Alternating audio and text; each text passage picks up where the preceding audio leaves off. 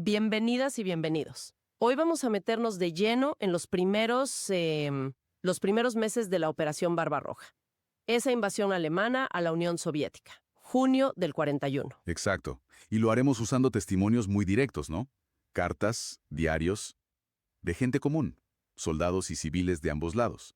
Vienen de un documental de DW. Sí, la idea es tratar de entender qué esperaban, qué pasó en realidad y, bueno, el impacto inmediato que tuvo esta ofensiva, que fue masiva. A ver, el ejército alemán venía de victorias rápidas en Europa Occidental, ¿no? Se sentían muy confiados. Totalmente. Y el ataque del 22 de junio, bueno, rompe el pacto de no agresión y agarra a los soviéticos por sorpresa. Sí. Hay un testimonio de un soldado alemán, Hans Roth. La noche anterior anota en su diario algo como: «Adiós, esposa, mi pequeña Erika. Mañana me acompañarán sus pensamientos». Qué fuerte. Y otro, un chico de 17 años, escribe que sentía una gran excitación, más que miedo, como ir de casa, dice. Eso muestra cómo veían al enemigo, una subestimación. Definitivamente. Y la escala era, bueno, impresionante. Casi 4 millones de soldados del eje. 3 frentes: Leningrado, Moscú, Kiev. Pero el alto mando alemán y Hitler mismo creían que la URSS era un gigante con pies de barro. Pensaban que colapsaría en semanas. Claro. Y los primeros avances parecían confirmar eso. Vilna, Riga, cayeron rapidísimo. Superaron sus propias expectativas. Ajá. Pero esa confianza inicial, bueno, terminó sembrando errores estratégicos más adelante. Y hay algo en las fuentes que llama la atención. Ese recibimiento en los países bálticos, en Ucrania Occidental. Sí. Un médico militar alemán, Heinrich Happe, cuenta de multitudes que los vitoreaban, les daban regalos. Hasta un sargento habla de arcos de triunfo. Sí, los veían como liberadores. Del yugo estalinista, claro. Pero, ¿cuánto duró eso? Se ve en las fuentes el choque con la realidad nazi. Muy poco. Muy poco. Esa bienvenida, aunque real en su anticomunismo, muestra una ceguera terrible ante la ideología nazi. La brutalidad alemana no tardó nada en aparecer. Entiendo. Del lado soviético la cosa era distinta. Nikolai Nikulin recuerda que en Leningrado al principio no hubo pánico. La guerra parecía lejos. Stalin dudó, Perdió tiempo valiosísimo. Y el ejército rojo, bueno, era un caos. ¿Caos en qué sentido? Faltaban suministros básicos, el liderazgo estaba diezmado por las purgas del 37. Oficiales sin experiencia, ascendidos por lealtad, no por capacidad. Hay cartas desgarradoras de soldados, sin tanques, sin aviones, con líderes que ordenaban ataques frontales suicidas. Una doctrina muy rígida. ¿Qué panorama? Y una victoria alemana clave al principio fue Minsk, ¿verdad? Sí, a principios de julio. Cercaron y capturaron a casi 300.000 soldados soviéticos. 300.000. Una cifra enorme. Un soldado alemán describió la columna de prisioneros como un ancho cocodrilo pardo, interminable, maloliente. Terrible. Hitler sobrevoló Minsk destruida y dijo que la guerra estaba prácticamente ganada. Ya está. Pero esa victoria no puede ocultar la crueldad de esta guerra desde el minuto 1. Mencionaste antes las órdenes. Exacto. La ideología fue central aquí.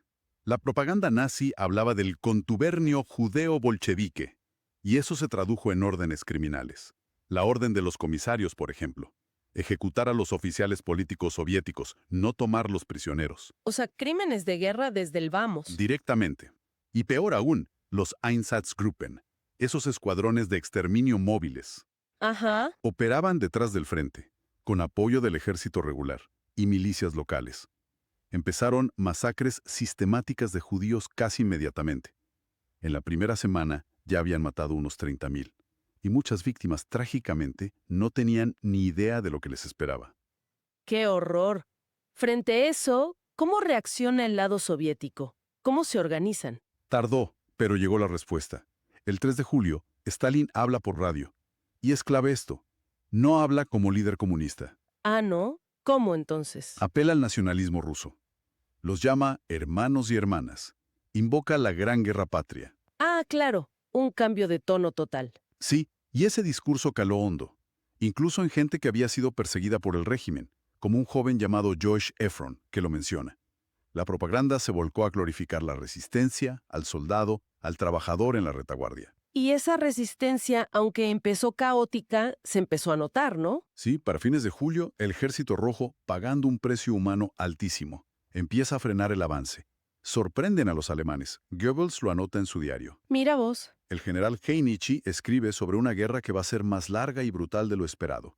Habla del calor, el polvo, el agotamiento extremo de la infantería y el peligro constante de los partisanos, que de hecho surgen también como respuesta a la brutalidad alemana contra civiles.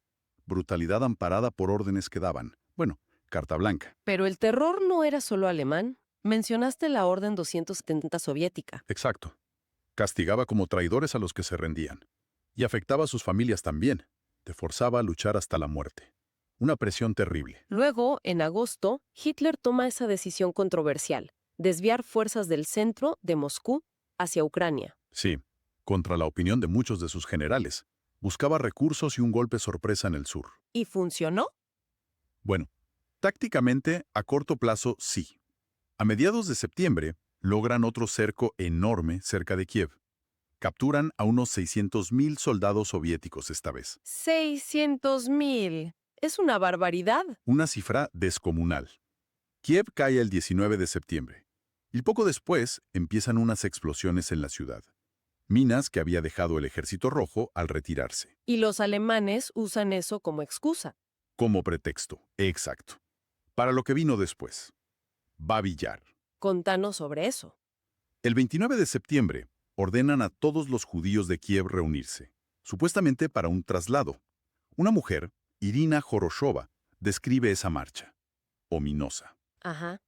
Los llevaron al barranco de Babi Yar, y ahí, en solo 2 días, más de 33.000 hombres, mujeres y niños judíos fueron asesinados. Metódicamente. ¿Quiénes participaron? Miembros de las SS, los Einsatzgruppen, soldados regulares del ejército alemán y también policía auxiliar ucraniana. El testimonio del soldado Hans Roth, el que mencionaste al principio, es escalofriante. Él fue testigo. Dios mío. Babi Yar fue una masacre industrializada. Una escalada brutal en el genocidio. Irina escribió en su diario que el mundo tenía que saber de ese terrible crimen. Bueno, resumiendo un poco entonces, Barbarroja arranca con una confianza alemana desmedida, avances muy rápidos, Sí, pero también una subestimación fatal de la resistencia soviética y, clave, una brutalidad ideológica presente desde el día 1. exacto. Vimos el caos inicial del Ejército Rojo, pero cómo se transforma en una defensa tenaz bajo esa idea de la Gran Guerra Patria. Y es fundamental entender que la violencia extrema no fue solo el combate en sí. Las órdenes criminales, las masacres planificadas como Babi Yar, eran parte integral de la operación. No fueron excesos aislados. Claro. Esa idea de una victoria rápida, limpia si se quiere, chocó de frente con una realidad de guerra total, larguísima y profundamente deshumanizante. Queda una pregunta flotando, quizás. A ver, La intensidad y el tipo de violencia, desde el principio, contra civiles, contra prisioneros, ¿no nos dice algo sobre las intenciones reales de la invasión, más allá de lo militar? es una excelente reflexión final. Apuntaba desde el inicio una guerra de aniquilación ideológica y racial. Las evidencias de esos primeros meses parecen sugerirlo con mucha fuerza.